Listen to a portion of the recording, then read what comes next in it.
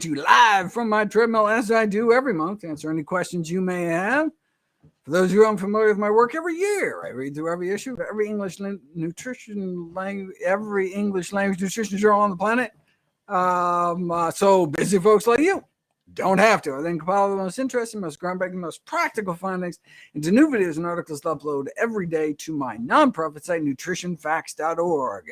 Everything on the website is free. There are no ads, no corporate sponsorships, no kickbacks, strictly non-commercial, not selling anything. Just put it up as a public service, as a labor of love, as a tribute to my grandmother, whose own life was saved with evidence-based nutrition.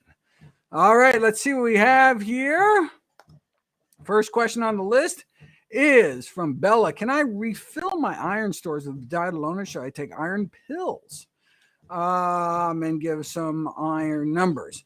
The most important one is hemoglobin. You want to that determines whether or not you are anemic. Ideally, you want to have a low hemoglobin, but not low iron stores, but not low enough that it would actually take your hemoglobin down into an anemic level. Of course, you can restore iron levels with diet. Otherwise, we would not have survived as a species before the invention of iron pills.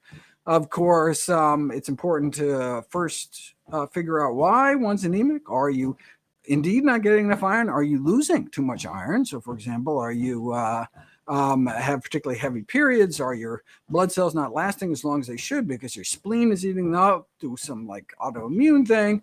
All these various, something wrong with your bone marrow that you're not making enough red blood cells, all sorts of things. So you should, of course, treat the cause. And if indeed the cause is iron deficiency anemia, then, not drinking tea with meals, combining iron-rich foods with vitamin C-rich foods like bell peppers and broccoli and citrus and tropical fruits can improve the absorption of iron. All right. Next question is from Stacy saying, if I'm eating a healthy plant-based diet, is it okay to drink distilled water?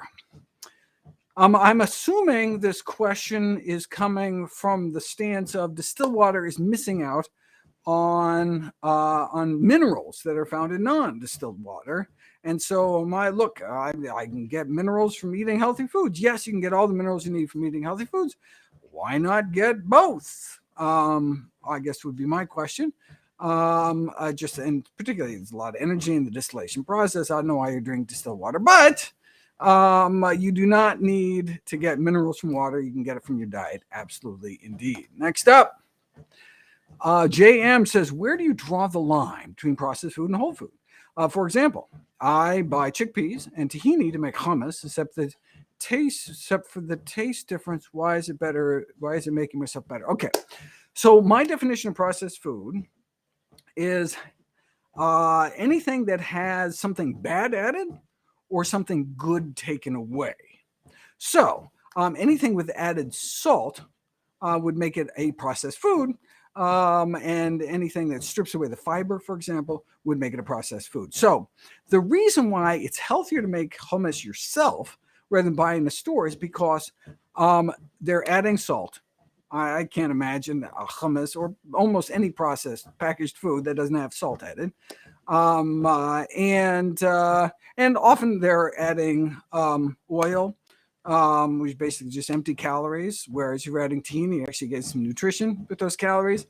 And so at home, you cannot add the salt, and so you can have much healthier hummus. So would hummus made with just whole foods be processed? See, in my book, it wouldn't be processed. I mean, you could, because you're nothing bad has been added, nothing good has been taken away. Next up, Stacy says, if I'm eating, okay, we already got that. Thank you, Stacy. Next up is, have I heard anything about the COVID vaccine causing insomnia? I would have to look that up. It's not something that I've done research on. I know certainly from personal experience that COVID can make it hard to sleep. This is from MVS saying, when's the last time I've eaten meat or animal products? Do you ever not eat 100% plant-based? At home, I try to really eat healthy. There's no junk in the house. I'm not even tempted. But when I'm traveling around, it's much more difficult. So I just do my best. And that's really what anyone can do, what everyone can do. Can I talk? Oh, talk about the Raynaud syndrome. I think the only video I have talks about the improvement in blood flow when I think people were plunging their hands into ice water after eating citrus because of like hesperidin, I think, some of these citrus phytonutrients that improve peripheral blood flow. So that would be my only kind of dietary offering. I mean, this is not something that's actually randomized Raynaud sufferers to, but might be worth a try to eat some citrus. Okay, Ferris says, speaking of iron, I'm on a strictly plant-based diet, but my triglycerides, ooh, that's not good. Oh, LDL is beautiful though.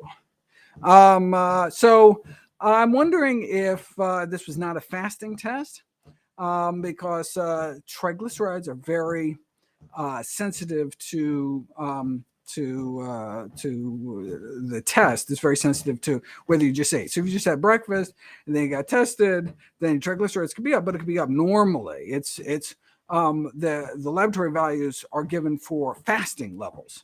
So normally, you should have low levels of triglycerides in blood. Same thing with taking your blood sugars.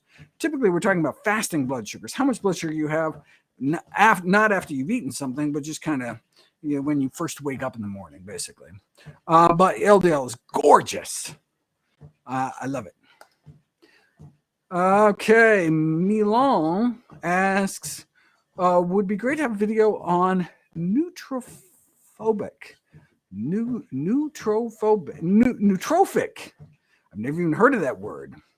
But I have in my new book, How Not to Age, coming out in December, all proceeds to charity. I have sections on lion's mane and reishi, the so-called longevity mushroom, and ashwagandha. Ashwagandha, I think that's in my my sex chapter, preserving your sex life.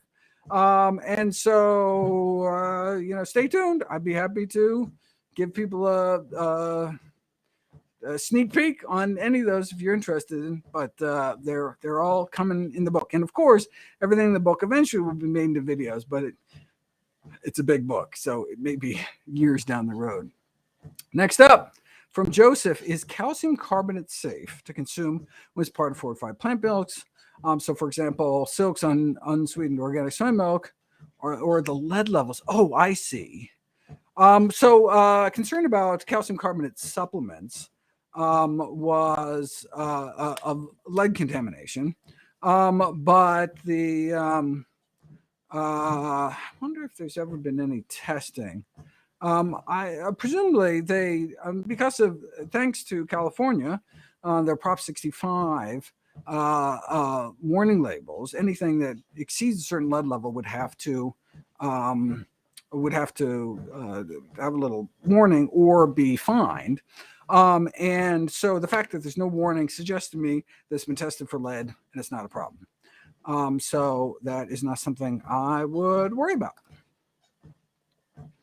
Okay, Danny says, ethics aside, is low-fat fish such as cod healthy? Well, so one of the, you could argue that if you're going to eat fish, you should eat the fatty fish because it's the omega-3s. That's the thinking that goes along with the thought that it helps with cardiovascular disease. Now that we know that fish oil does not help, these fish fats don't help with cardiovascular disease, and really only more kind of cognitive health, particularly later in life. But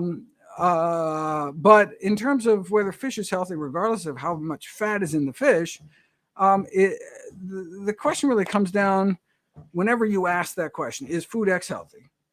The follow-up always has to be, well, compared to what? Like, what were you going to eat instead, right? And so it's like, are eggs healthy? Compared to a breakfast sausage? Yes. Compared to oatmeal? Not even close. So is that cod healthy? Compared to a bologna sandwich? Absolutely. Compared to a hummus sandwich? Not even close, right? And so it's like, what were you going to eat instead? And that's what really makes the difference. Okay, Lily Dream 35. There's lots of Lily Dreams out there. Do I recommend supplementation for vitamin D? Oh, great question. My blood work, indicates severely low levels and prescribed a high dose. Well, at severely low enough levels, you may need a sufficiently high dose. So I definitely recommend supplementation for vitamin D for people with severely low levels. The question is, do I recommend it for everybody? And it's funny. I did a series of my last series of videos on vitamin D.